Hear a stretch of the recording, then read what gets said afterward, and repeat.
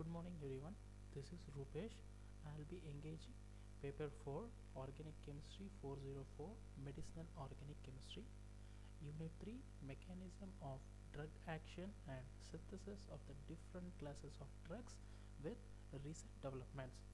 Under this, the first topic is antipyretics, analgesics and non-steroidal anti-inflammatory drugs. The name itself indicates antipyretics, anti to the heat.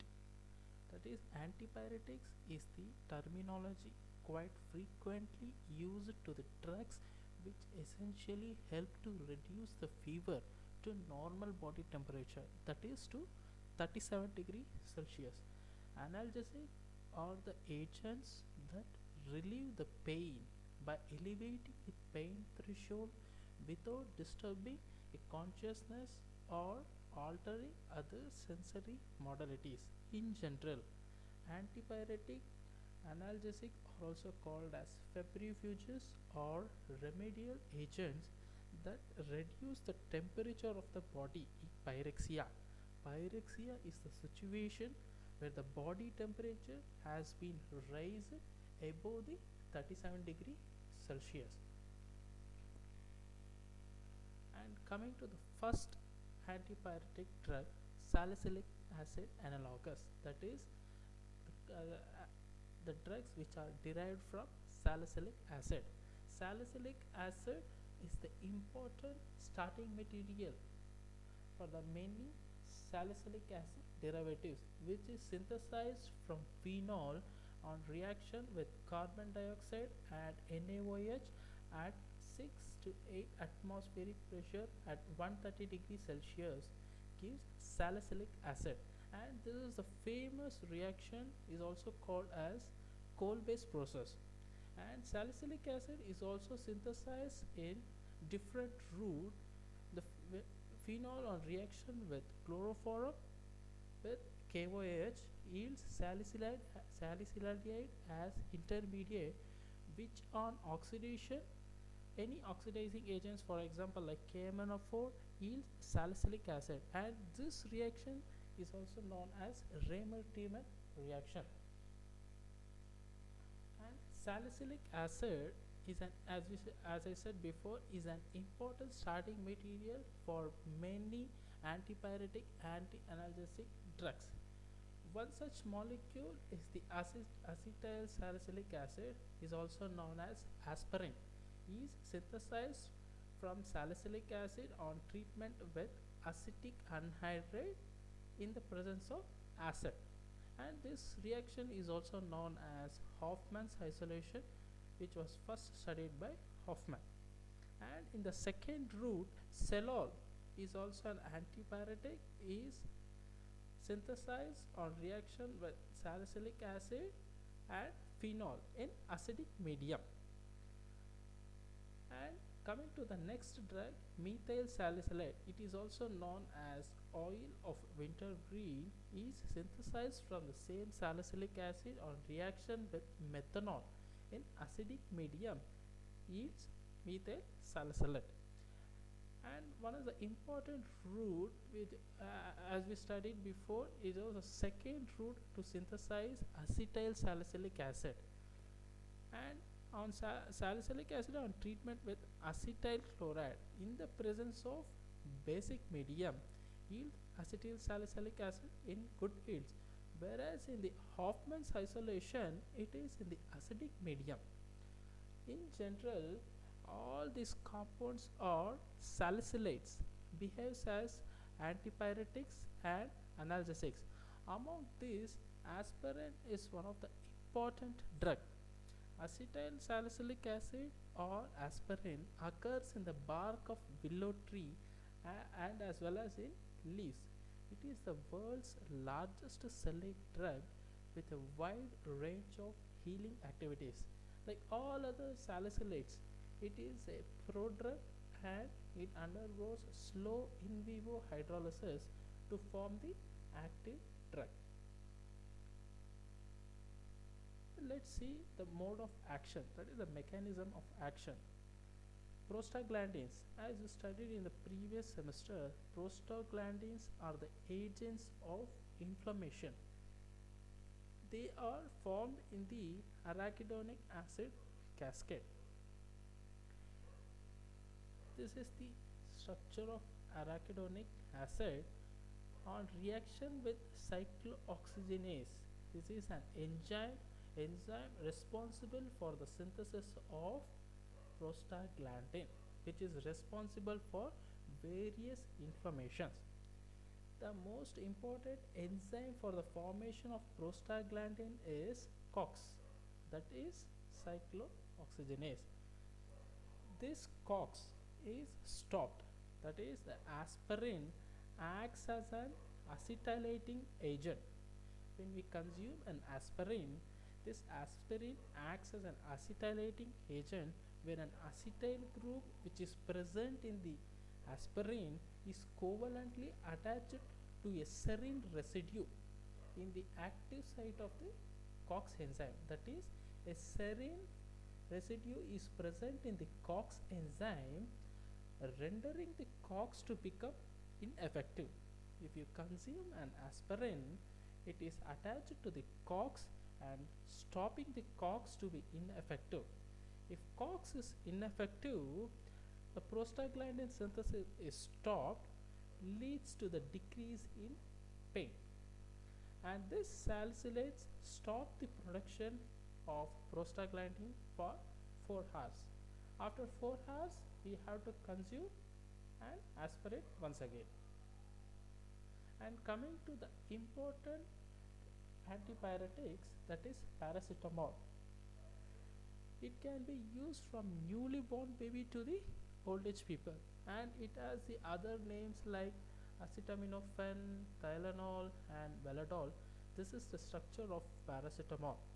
Coming to the synthesis, it can be synthesized right from phenol on nitration yields paranitrophenol, which on reduction with tin in HCl we get para-aminophenol, which on acetylation with acetic anhydride in acidic medium yields paracetamol.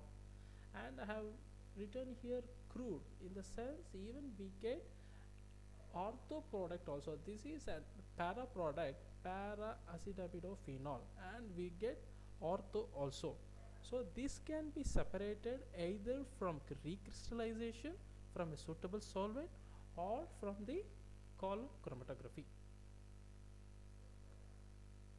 And coming to the next antipyretics, phenacetin, and it is also known as para-ethoxyacetanilate or acetophenetidine, and this is the structure of phenacetin. Coming to the synthesis, it is similar to the paracetamol. One thing, instead of OH there is a OET. And coming to the synthesis, phenol on reaction with dilute HNO3, that is nitration, yields para-nitrophenol, which on reaction with NaOH and ethyl bromide yields para-nitrophenol, which on reduction with tin in HCl yields para-phenetidine, which on reaction with sodium hydroxide and acetic anhydride yields phenacetin in a good yield. Coming to the mechanism or mode of action of both paracetamol and phenacetin, which are prodrugs, they undergo in vivo hydrolysis to form an active drug, and this is an active drug, para-aminophenol, which is in a Zwitter ion in nature, binds to the COX irreversibly, leading to the disruption of PG synthesis. That is, it binds to the COX enzyme, stopping the synthesis of prostaglandins. Paracetamol possesses little effect in antagonizing the actions of uricosuric agents. Uricosuric agents means the agent which increases the urinary excretion of uric acid. Phenacetin has a greater potential for toxicity than paracetamol. Irreversibly, kidney damage with prolonged ingestion of phenacetin has been established. Coming to the next drug, Novalgine. It is also known as Diprone and Novalgine, and this is the structure of Novalgine. Coming to the synthesis, phenyl hydrazine on reaction with ethyl acetoacetate yields the corresponding adduct, which on reaction with NaOH and methylation methyl iodide yields the corresponding product in good yields. This on reaction with sodium nitrate in HCl or nitrous acid will give a corresponding compound which is a nitroso compound. This on reduction with zinc in acetic acid or tin in HCl, we get a corresponding amino product which on reaction with this bisulfate sodium bisulfate compound will get a resulting product which on methylation with dimethyl sulfate in a basic medium we get the resulting compound as Novalgine in very good quantities. Coming to the mechanism or mode of action, Novalgine also similar to all the antibiotics binds irreversibly to cough, disrupting the synthesis of prostaglandins.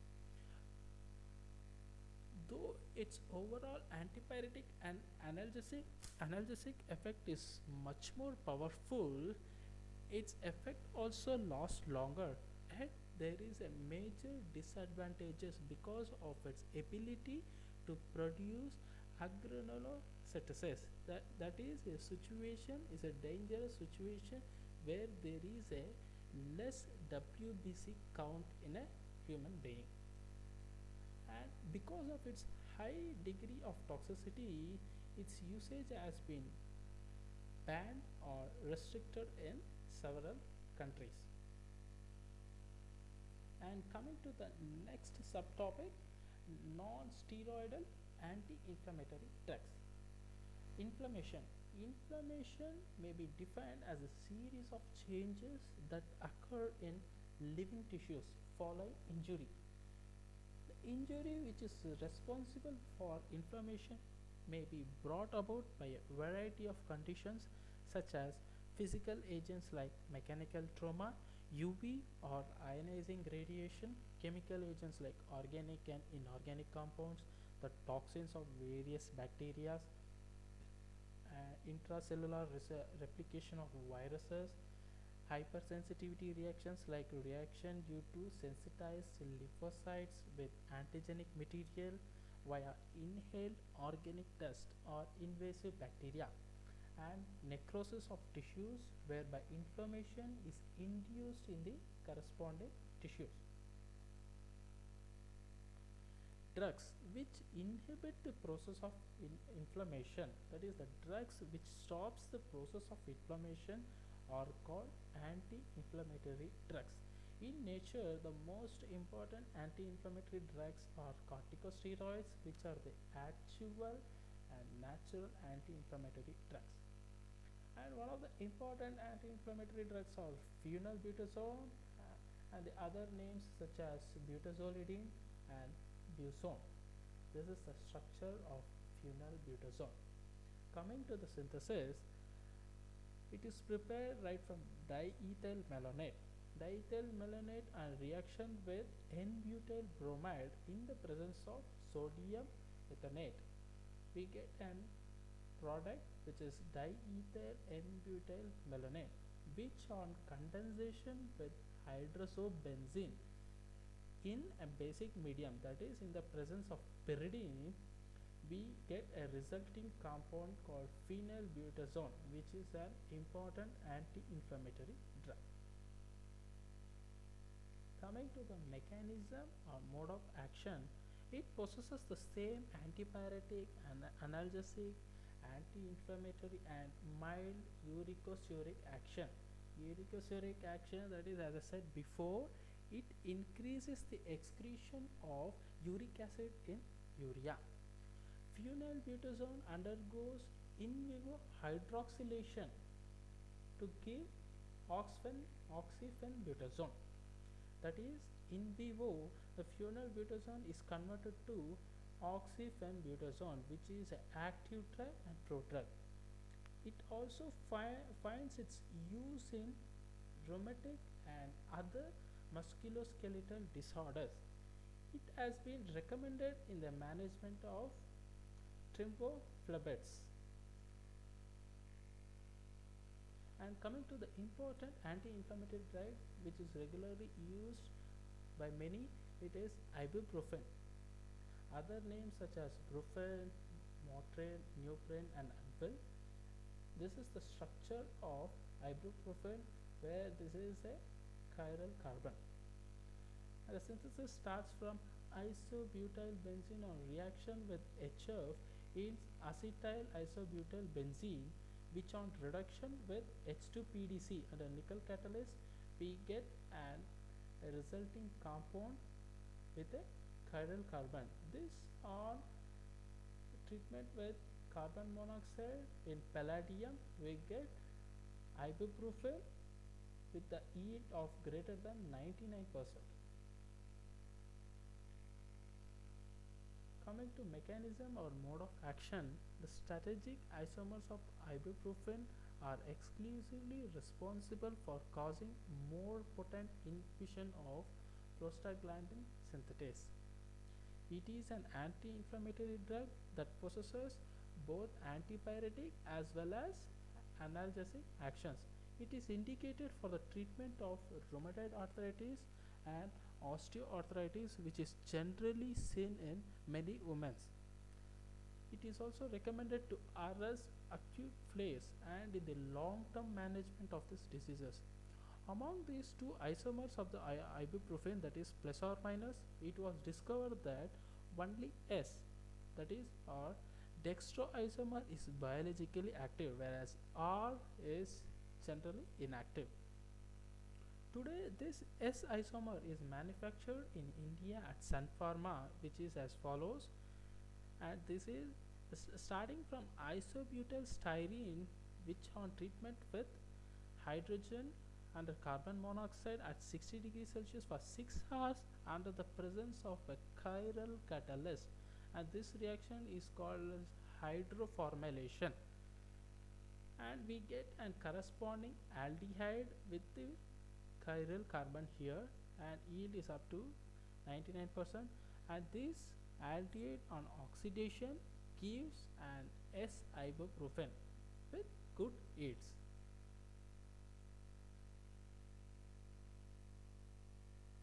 And thank you guys. This is all about antipyretics, analgesics and anti-inflammatory drugs. We'll see in the next class.